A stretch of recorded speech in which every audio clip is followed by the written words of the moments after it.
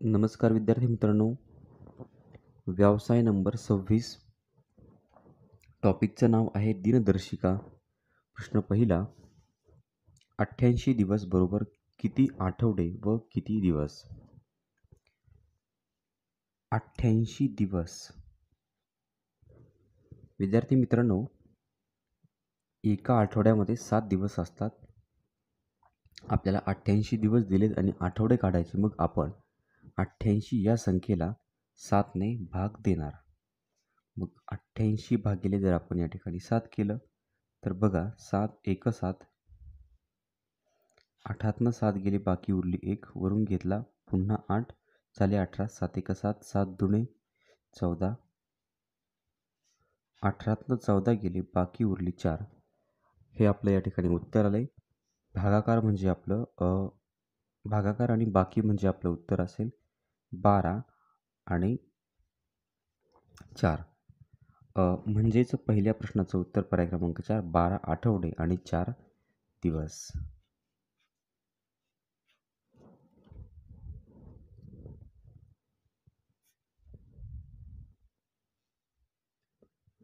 प्रश्न दुसरा. 5.5 वर्षे म्हणजे किती आठवडे? आता एक गोष्ट लक्षात असायला हवी आपल्या, 1 वर्ष म्हणजे 365 दिवस. आणि आता 365 दिवस आणि 5.5 वर्ष विचारले आहे आपल्याला. 5.5 वर्ष म्हणजे आता मी डायरेक्ट 5.5 घेतो. 5.5 वर्ष म्हणजे 5 वर्ष पूर्ण आणि एक अर्धवर्ष. अर्धवर्ष म्हणजे 6 महिने. मग आता एका वर्षाचे 365 दिवस, तर 5.5 वर्षाचे किती आठवडे असा प्रश्न आपल्याला विचारला आहे. आपल्याला सुरुवातीला 365 गुणिले 5.5 म्हणजे 5.5 म्हणजे आपल्याला सुरुवातीला दिवस काढावे लागतील आणि दिवस काढल्यानंतर पुन्हा त्याला आठवडे काढायचे म्हटल्यावर पुन्हा त्याला 7ने भाग द्यावा लागेल, म्हणजे आपल्याला उत्तर निघेल. तर आता 5 दशांश चिन्ह आहे. दशांश चिन्हाचा विचार न करता आपण गुणाकार करणार. 5 25 हातचे आले 2, 5 30, 30 आणि 2 32 हातचे आले 3, 5 15, 16 17 18. त्यानंतर घेतला दशकाचा 0, 5 25. पुन्हा आता 5ने गुणल्यानंतर तेच येणार, फक्त एक दशकाचा 0 घेतला आपण, म्हणजे 1825च येणार. आता या ठिकाणी 5, 2, 8 आणि 1. म्हणजे आपण थोडा वेळ कमी लागण्यासाठी अशा पद्धतीने आपण गुणाकार करू शकतो, कारण की एककाने गुणल्यानंतर 1825 आलं. आता दशकस्थानी सुद्धा तोच अंक आहे. मग फक्त दशकाचा एक 0 घेतला आणि पुढे आहे ती संख्या लिहिली. आता आपण या ठिकाणी बेरीज करणार. 5 आणि 2 7, 8 आणि 2 10, हातचा आला 1, 8 आणि 1 9 आणि 1 10, हातचा आला 1 आणि 1 2. तर उत्तर आलं आहे 20,000. आता या ठिकाणी आपल्याला एका संख्येनंतर दशांश चिन्ह द्यावं लागेल, म्हणजे 2007.5 हे आपलं उत्तर आहे. म्हणजे 5.5 वर्षाचे दिवस झाले 2007.5. तर 0.5 म्हणजे हा अर्धा दिवस आपण धरू शकतो. आपल्याला या दिवसाची काढायचे आहेत आठवडे. आपले दिवस झाले 2007 आणि 0.5. आता याचे आपल्याला आठवड्यात रूपांतर करायचे. आठवड्यात रूपांतर करायचे म्हटल्यावर आपल्याला आठवड्याचे दिवस असतात 7, म्हणून 7ने भाग द्यावा लागेल. 7 एक 7, 7 2 14, 20तनं 14 गेले, बाकी उरली 6, वरून घेतला 0, 7 49, 7 8 56. 56चा भाग गेला, 60मधनं 56 गेले, बाकी उरले पुन्हा 4. आता वरून घेतले 7. 7 सख 42.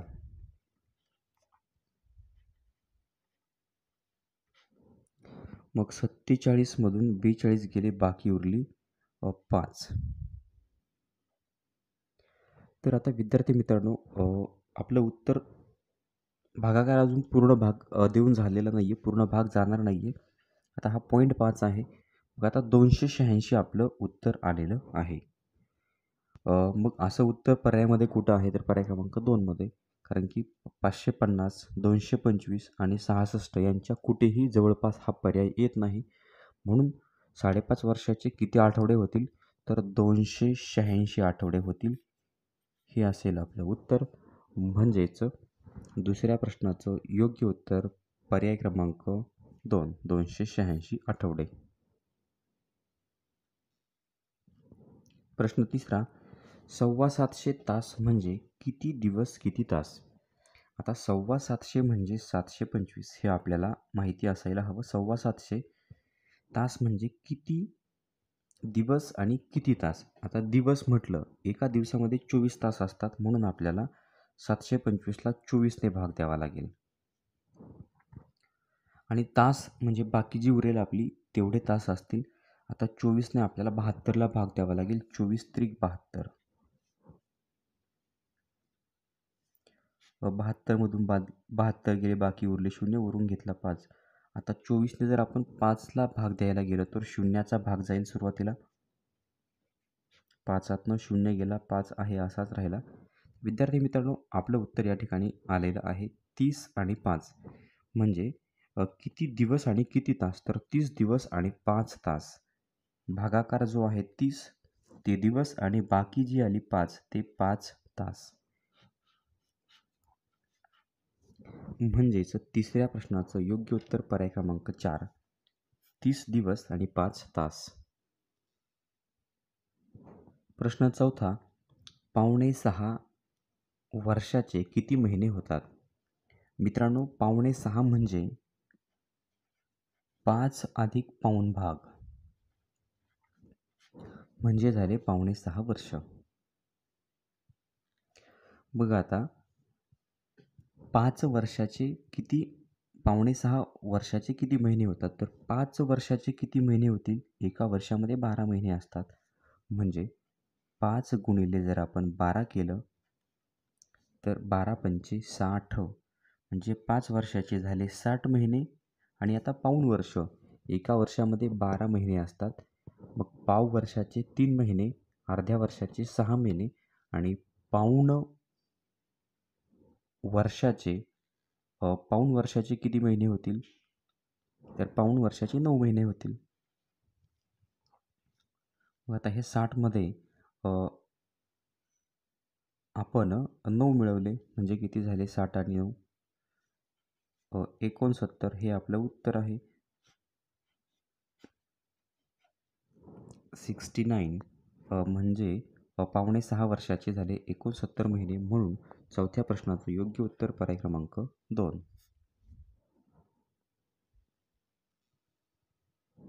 प्रश्न 5वा, खालीलपैकी चुकीचा पर्याय कोणता? 3.5 वर्ष बरोबर 42 महिने. मित्रांनो, 3.5 वर्ष म्हणजे 3 वर्ष पूर्ण आणि अर्ध वर्ष. मग आता 3 वर्ष म्हणजे 3 गुणिले 12 म्हणजे 3 वर्षाचे झाले 36 महिने. आणि अर्ध वर्ष म्हणजे आपण या ठिकाणी 1 गुणिले 6च म्हणूया. म्हणजे अर्ध्या वर्षाचे किती झाले? तर हे 6 महिने. आता 1 गुणिले 6 नाही म्हणू शकत आपण. अर्ध्या वर्षाचे 6 महिने आणि दोघांची जर बेरीज केली 36 महिने आणि 6 महिने, 6 6 12, हातचा आला 1, 3 आणि 1 4. तर 3.5 वर्ष म्हणजे 42 महिने. हे उत्तर बरोबर येत आहे. जे पर्याय क्रमांक 1 बरोबर आहे. आता पर्याय क्रमांक आपण 2 घेतला. 150 दिवस म्हणजे 5 महिने. तर आता 150 दिवस म्हणजे 5 महिने. आपण एका महिन्यामध्ये दिवस असतात 30. आता 30 असतात, 31 असतात, 29 असतात, 28 असतात. पण ॲव्हरेज आपण 30 घेणार. बरोबर 5 महिने होतात का? तर 30, 31, 3 5 15 बरोबर 5 महिने होतात. 3 5 15 म्हणजे बाकी या ठिकाणी 0 उरली. हे 5 महिने हे उत्तरसुद्धा बरोबर आहे. पर्याय क्रमांक 2. आता पर्याय क्रमांक 3, 2.25 वर्ष म्हणजे 91 आठवडे. आता 2.25 वर्षाचे आपल्याला 91 आठवडे करावे लागतील. 2.25 वर्ष म्हणजे एका वर्षामध्ये झाले 1 गुणिले 12 म्हणजे 12 महिने. आणि पाऊण वर्षाचे झाले 9 महिने म्हणजे 9 आणि 12 झाले 21 महिने. मग आता 21 महिने म्हणजे 91 आठवडे होतात का? तर विद्यार्थी मित्रांनो, आणखीन एक गोष्ट आपल्याला माहिती असायला हवी, की एका वर्षामध्ये असतात 52 आठवडे. एका वर्षाचे झाले 52 आठवडे आणि त्यानंतर पाऊण वर्षाचे आठवडे किती? तर आता 52ला जर आपण 4ने भाग दिला तर उत्तर येईल 13. 13 एक 13, 13 दुनी 26, 13 त्रिक 39, 13 चौक 52. मग पाव वर्षाचे झाले 13 आठवडे, अर्ध्या वर्षाचे 13 दुने 26, पाऊण वर्षाचे 13 त्रिक 39 आठवडे. मग असे मिळून सगळे किती आठवडे होतात? 9 आणि 2 11, हातचा आला 1, 5 आणि 3 8 आणि 1 9 बरोबर 91 आठवडे होतात. म्हणजे पर्याय क्रमांक 3 सुद्धा बरोबर आहे. म्हणजे पर्याय क्रमांक 4 चुकीचा असेल. 33 आठवडे म्हणजे 8 दिवस हा पर्याय चुकीचा आहे. प्रश्न 6वा, मे महिन्याच्या 5 तारखेला रविवार असेल तर त्या महिन्याच्या शेवटच्या दिवशी कोणता वार येईल? विद्यार्थी मित्रांनो बघा, 5 मेला रविवार.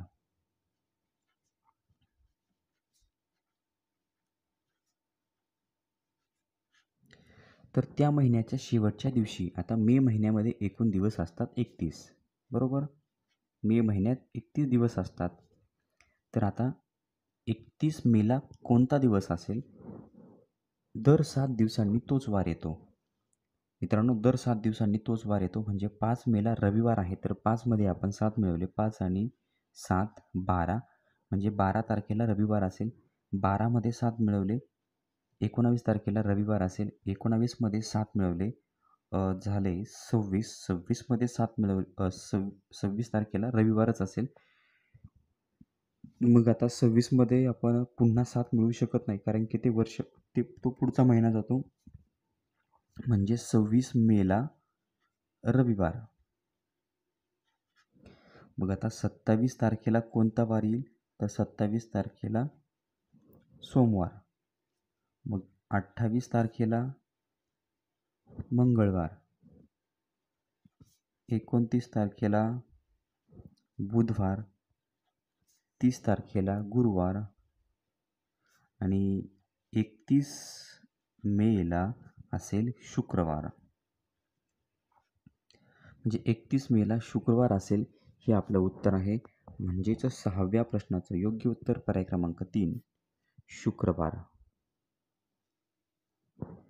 प्रश्न 7वा, एका वर्षाचा बालदिन मंगळवारी येतो, तर त्या वर्षाचा शिक्षक दिन कोणत्या वारी येत असेल?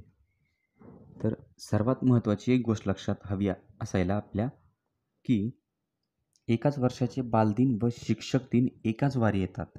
मग बालदिन जर मंगळवारी असेल तर शिक्षक दिनसुद्धा मंगळवारी असेल. ज्या उपयुक्त टिपा दिलेल्या आहेत त्यामध्ये ही टीप आपल्याला दिलेली आहे. बालदिन आणि शिक्षक दिन एकाच वर्षाचे एकाच वारी येतात. बालदिन मंगळवारी, शिक्षक दिनसुद्धा मंगळवारी असेल. म्हणून 7व्या प्रश्नाचं उत्तर पर्याय क्रमांक 2.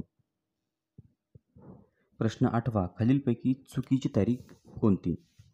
तर हा प्रश्न आपण बघितल्यानंतर लगेच लक्षात येऊ शकतो, की दुसरा जो महिना आहे फेब्रुवारी महिना, त्या फेब्रुवारी महिन्यात 28 दिवस असतात किंवा 29 दिवस असतात. तर 28 दिवस कधी असतात? लीप वर्ष नसेल तर. आणि लीप वर्ष असल्यावर 29 दिवस असतात. तर आता 2000 साल हे लीप वर्ष आहे, त्यामुळे या ठिकाणी 29 तारीख आली. ही तारीख बरोबर आहे. तर आता पर्याय क्रमांक 3मध्ये सुद्धा आपल्याला फेब्रुवारी महिना दिला आहे, पण याचं वर्ष आहे 2010. 2010 हे लीप वर्ष नाही आहे. ज्या वर्षाच्या संख्येला 4ने पूर्ण भाग जातो ते लीप वर्ष असतं. 2010ला 4ने भाग जात नाही, हे लीप वर्ष नाही आहे. आणि या ठिकाणी दिलेली तारीख 29 आहे. ही तारीख चुकीची आहे, कारण की 2010मध्ये फेब्रुवारी महिन्यात 28च तारीख असेल, कारण की ते लीप वर्ष नाही आहे. म्हणजे ही तारीख चुकीची आहे. म्हणून 8व्या प्रश्नाचं उत्तर पर्याय क्रमांक 3.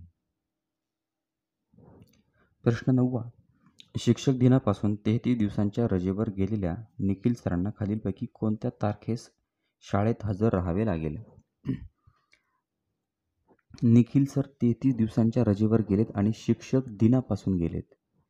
मग आता शिक्षक दिन कधी असतो? तर 5 सप्टेंबरला असतो. म्हणजे ते 5 सप्टेंबरला रजेवर गेले. मग आता सप्टेंबर महिन्यात 30 दिवस असतात.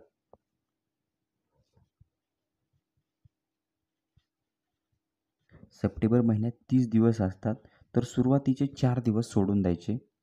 कारण की 1, 2, 3, 4ला ते शाळेत होते. म्हणजे सुरुवातीचे 4 दिवस सोडून दिले तर खाली राहिले 26 दिवस. म्हणजे सप्टेंबर महिन्यामध्ये ते 26 दिवस रजेवर होते. त्यांना एकूण रजा हवी आहे 33. मग सप्टेंबरमधले 6 दिवस गेले. त्यानंतर आता ऑक्टोबर. तर ऑक्टोबरमध्ये मग आता 26मध्ये किती मिळवल्यानंतर 33 होतात? तर 26मध्ये आपल्याला 7 मिळवावे लागतील. ऑक्टोबर महिन्यात 7 दिवस, 6 आणि 7 झाले 13, हातचा आला 1, 33 दिवस. बरोबर 33 दिवस झालेत. म्हणजे सप्टेंबर महिन्यामध्ये 26 दिवस रजेवर, ऑक्टोबर महिन्यात 7 दिवस रजेवर, झाले 33 दिवस. म्हणजे 7 तारीख नंतर येईल 8 तारीख. म्हणजे ऑक्टोबर 8 तारखेला त्यांना हजर व्हावं लागेल. हे आहे आपलं योग्य उत्तर. म्हणजेच 9व्या प्रश्नाचं योग्य उत्तर पर्याय क्रमांक 2, 8 ऑक्टोबर. प्रश्न 10वा. खालीलपैकी कोणत्या महिन्यात 3 वार 5 वेळा येणार नाहीत? तर मित्रांनो, जानेवारी महिन्यात 31 दिवस असतात. नोव्हेंबर महिन्यात 30 दिवस. त्यानंतर जुलै महिन्यात 31 दिवस आणि डिसेंबर महिन्यात सुद्धा 31 दिवस असतात. तर सर्वात महत्त्वाचा नियम, ज्या महिन्यामध्ये 31 तारीख असते त्या महिन्यातील 1, 2 आणि 3 तारखेचे वार 5 वेळेस येतात. पण नोव्हेंबर महिन्यामध्ये 30 दिवस आहेत म्हणून या महिन्यातले 1, 2, 3 तारखेचे वार 5 वेळेस येणार नाहीत. म्हणून 10व्या प्रश्नाचं योग्य उत्तर पर्याय क्रमांक 2, नोव्हेंबर. प्रश्न 11वा. 1945 साली जन्म झालेल्या मोहनरावांना सन 2014 साली वयाची किती वर्षे पूर्ण होतील? तर सर्वात महत्त्वाची गोष्ट, 1945 ते 2000पर्यंत किती वर्ष होतात? तर आता 45ला जन्म झाला म्हणजे 45 ते 46 1 वर्ष, 46 ते 47. तर असे आपण जर 45 ते 2000 सालापर्यंतचे वर्ष मोजले तर या ठिकाणी वर्ष होतील 55. आणि 2000 पासून तर 2014 सालापर्यंत 14 वर्ष म्हणजे अधिक 14. यांची बेरीज केली 5 आणि 4 9, 5 आणि 1 6. तर 69 वर्ष पूर्ण होतील. म्हणजेच 11व्या प्रश्नाचं योग्य उत्तर पर्याय क्रमांक 2.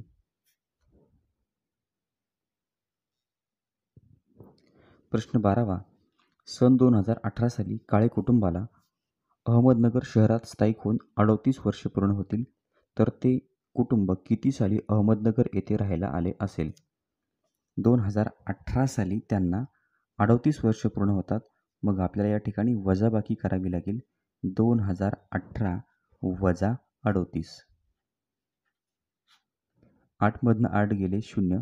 आता एकातनं 3 जाणार नाही, म्हणून 1 हा वर लिहिला. या ठिकाणी आपण 2कडनं हातचा घेणार. 2कडनं हातचा घेतल्यानंतर 2च्या जागी 1 होईल. या ठिकाणी 10, पुन्हा 9 आणि या ठिकाणी 11. 11तनं 3 गेले, खाली राहिले 8. 9शी 9 आणि 1शी 1 म्हणजे 1980. तर ते साली ते कुटुंब किती साली अहमदनगर येथे राहायला आलं असेल? तर 1980 साली ते कुटुंब अहमदनगर येथे राहायला आलं असेल. म्हणून 12व्या प्रश्नाचं योग्य उत्तर पर्याय क्रमांक 1, सन 1980.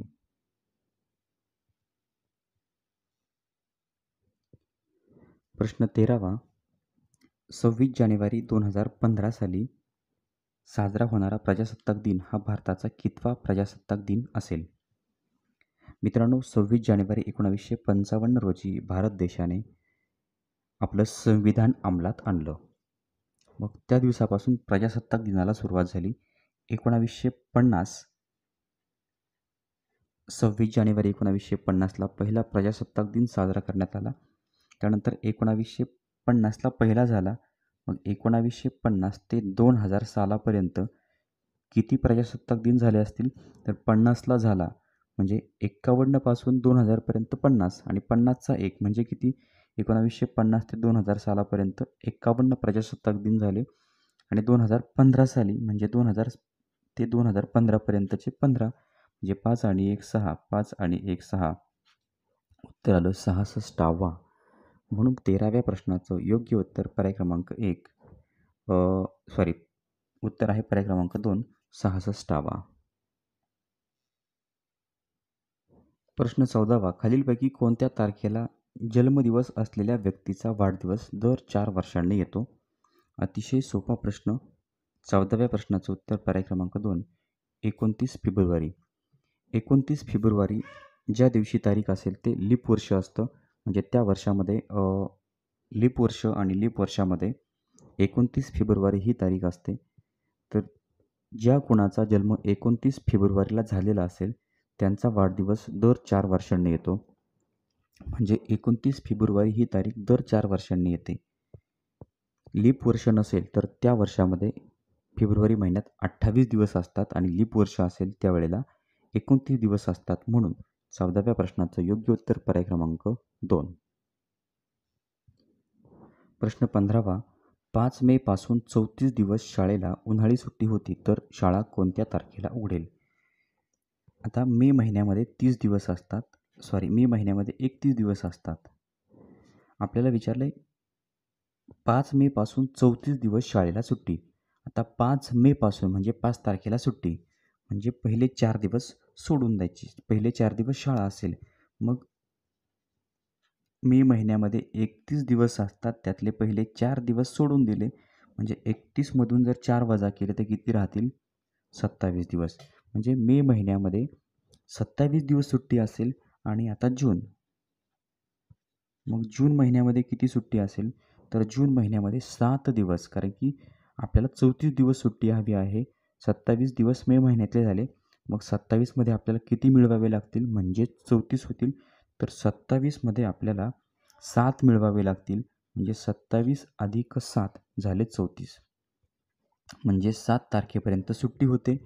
तर कोणत्या दिवशी शाळा उघडेल? 7 नंतर 8 जून. 8 जूनला शाळा उघडेल. म्हणजेच 15व्या प्रश्नाचं योग्य उत्तर पर्याय क्रमांक 2.